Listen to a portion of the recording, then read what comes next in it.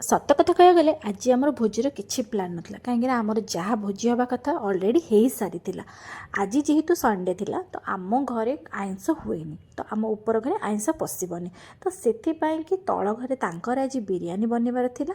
ଆଉ ସେମାନେ ମୋତେ ଗୋଟେ ଇନଭାଇଟ୍ କରିଥିଲେ ଭଦ୍ରାମୀ ଦୃଷ୍ଟିରୁ, ଯେହେତୁ ଆମର ଆଇଁଷ ହେବନି, ମୁଁ ତ କିନ୍ତୁ ସଣ୍ଡେ ଆଇଁଷ ଖାଏ, ତ ଖାଇବା ପାଇଁକି ତ ମୁଁ ଯାଇକି ଯେତେବେଳେ ପହଞ୍ଚିଲି ମୋତେ ଏଇଠି ଭାଉଜ ଟିକେ ନାକୁ ମୂଳା ଶାଗ ଭଜା ଧରେଇ ଦେଇ କହିଲେ ଯାଇକି ଗାଈକୁ ଟିକେ ଖାଇବାକୁ ଦେଇଦିଅ।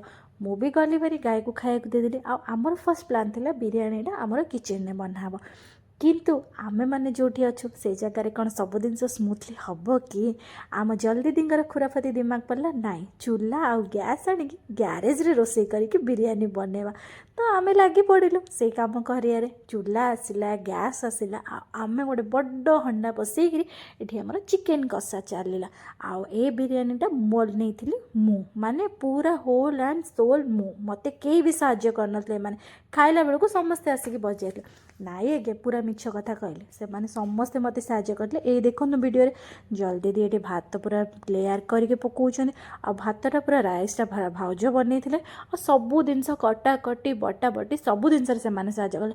ମୁଁ ଖାଲି ହାତ ମାରିଥିଲି ଆଉ ଟିକେ ନାକୁ ଗୋଟେ ବଡ଼ ମାଷ୍ଟର ସେଫ୍ ହିସାବରେ ସବୁ ଜିନିଷଟା ଅର୍ଡ଼ର ଦେଇଥିଲି।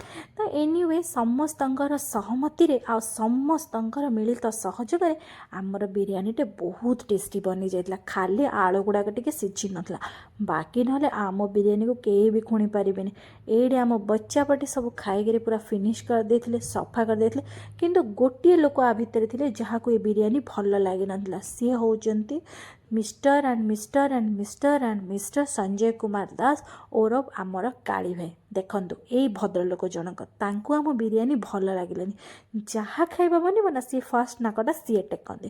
ଭାରି ଗୋଟେ ସୁଧାରିଆ ଲୋକଟା, ତ ବହୁତ ଭଲ ଖାଇବା ବନାନ୍ତି। ସେଥିପାଇଁ ଖାଇ ପିଇ ସାରିକି ଟିକେ ଶୋଇପଡ଼ିଲା ଭିତରେ ଏଇଠି ସନ୍ଧ୍ୟାବେଳେ ଆସି ପହଞ୍ଚି ଯାଇଥିଲା ମୋର ସାଙ୍ଗ। ଆଉ ସାଙ୍ଗରେ ଆଣିଥିଲା ତାର କୁନି ପୁଅ, ଗୋଟେ ନୁହଁ ତାର 2ଟା ପୁଅ, ଟୁଇନ୍ସ କରିଛି ସେ। ତ ସେ ଗୋଟେକୁ ଧରିକି ଆସିଥିଲା ଆଉ ଗୋଟେକୁ ଘରେ ଛାଡ଼ିକି ଆସିଥିଲା। ଆଉ ମୋ ଟୁଇଁ ତାକୁ ଦେଖିକି ତା ସକ୍ସ ଭିଡ଼, ତା ଚୁଟି ଭିଡ଼, ସେଥିପାଇଁ ସିମ୍ପୁଲ୍ ତାକୁ ଧରିକିରି ତଳେ ବସି ଯାଇଥିଲା। ଆଉ ଆମେମାନେ ଟିକେ ଗୁଲି ଖଟି କରି ଏମିତି ଆମ ଦିନ